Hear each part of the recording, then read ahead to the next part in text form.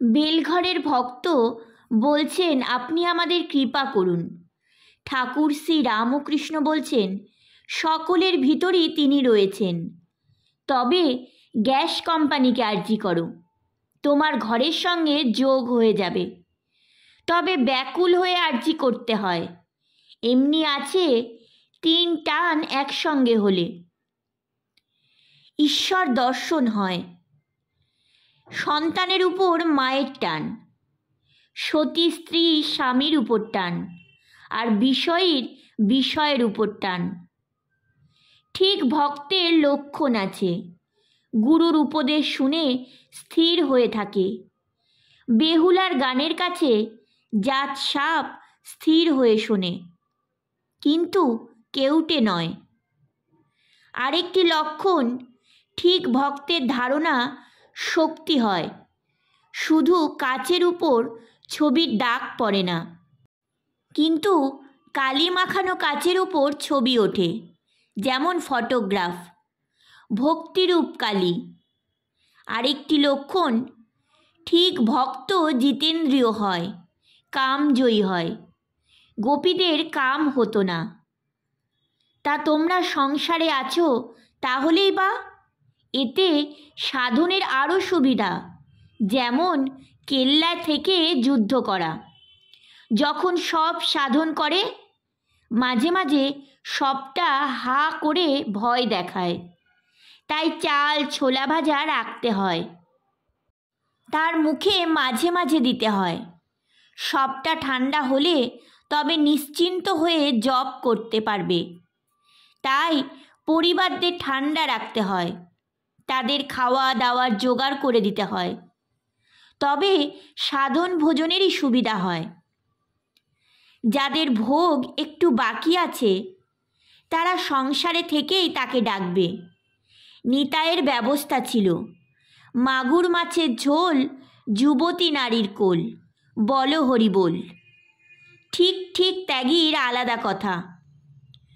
মৌমাছি ফুল বই আর কিছুতেই বসবে না, চাতকের কাছে সব জল ধুর, কোনো জল খাবে না, কেবল 7টি নক্ষত্রের বৃষ্টির জন্য হা করে আছে। ঠিক ঠিক ত্যাগী অন্য কোনো আনন্দ নেবে না, কেবল ঈশ্বরের আনন্দ। মৌমাছি কেবল ফুলে বসে, ঠিক ঠিক ত্যাগী সাধু যেন মৌমাছি, গৃহী ভক্ত যেন এই সব মাছি। সন্দেশেও বসে, আবার পচা ঘায়েও বসে। তোমরা এত কষ্ট করে এখানে এসেছো, তোমরা ঈশ্বরকে খুঁজে বেড়াচ্ছ।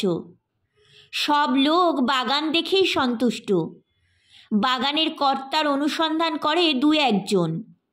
জগতের সৌন্দর্য দেখে কর্তাকে খোঁজে না।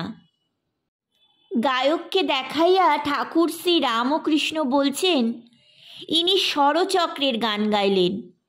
সেসব যোগের কথা, হঠযোগ আর রাজযোগ। হঠযোগী শরীরের কতগুলো কসরত করে, উদ্দেশ্য সিদ্ধায় দীর্ঘ আয়ু হবে, অষ্টসিদ্ধি হবে, এই সব উদ্দেশ্য। রাজযোগের উদ্দেশ্য ভক্তি, প্রেম, জ্ঞান, বৈরাগ্য। রাজযোগই ভালো। বেদান্তের সপ্তভূমি আর যোগশাস্ত্রের স্বরচক্রের অনেক মেলে।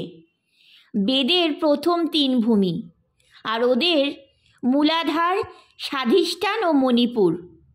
এই 3 ভূমিতে গুহ্য লিঙ্গ ও নাভিতে মনের বাস।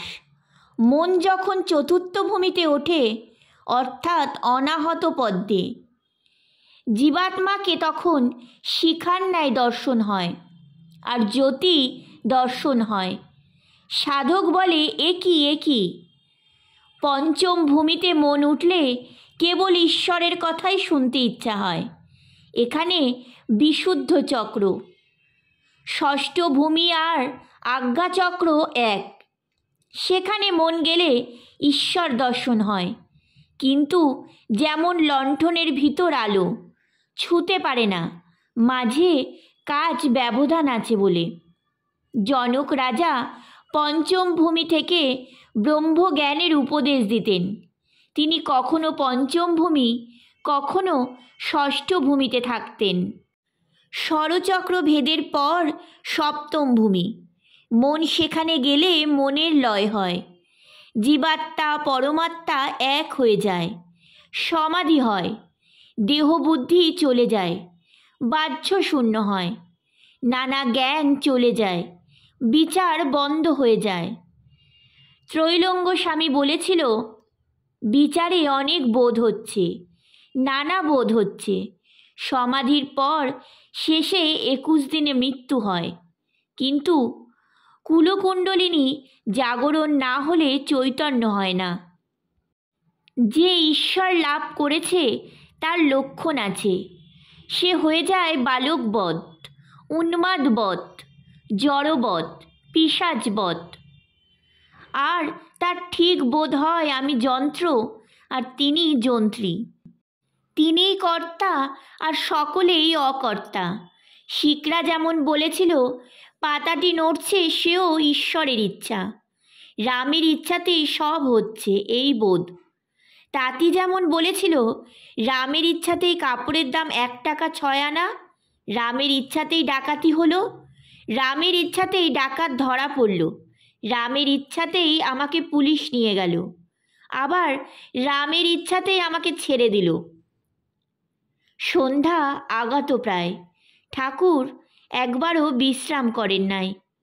ভক্ত সঙ্গে অবিশ্রান্ত হরিকথা হইতেছে।